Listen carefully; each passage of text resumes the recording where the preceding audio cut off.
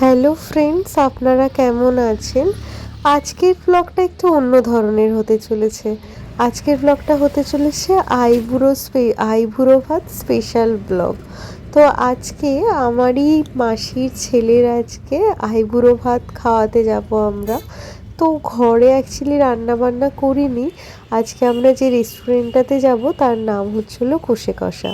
আমরা চলে এসেছি রেস্টুরেন্টটার সামনে, আর দোতলাতেই আছে হচ্ছিল রেস্টুরেন্টটা। এর আগে আমরা দুবার মতো এসেছিলাম এখানে।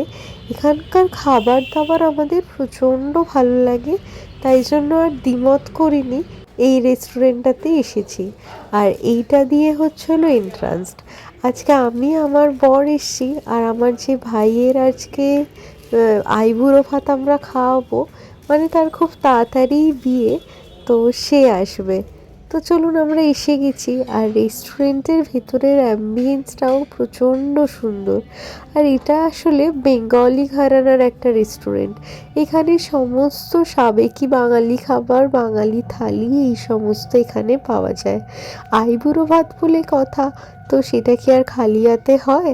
এই জন্য এখানে নিয়ে নিয়েছি ওর জন্য একটা টি শার্ট। আর এই সামনে ওদের মেনু কার্ডটা রয়েছে। তো আমরা চলে এসেছি রেস্টুরেন্টটাতে। রেস্টুরেন্টটা খুবই সুন্দর, ছিমছাম একটা রেস্টুরেন্ট। আর এখানে আমরা চলে এসেছি, যার আইবুড়ো ভাত তার আসার জন্যই অপেক্ষা করছি। প্রায় 10-15 মিনিট বাদে আজকে যার আইবুড়ো ভাত সে এসেছে আর কি।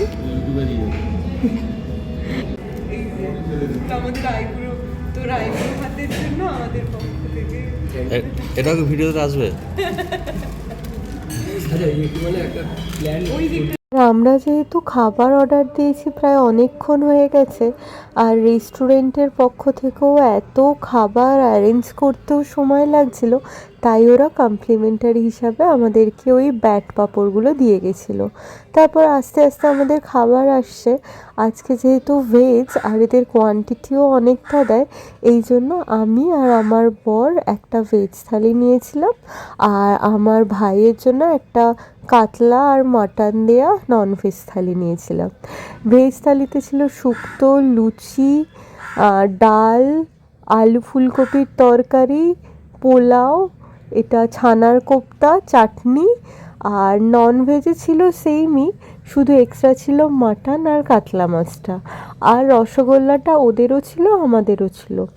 এখানে মাটনের পিসগুলো ভালো বড় বড় ছিল, আর মাছের পিসটাও যথেষ্ট বড় ছিল। তো চলুন আজকের ভিডিও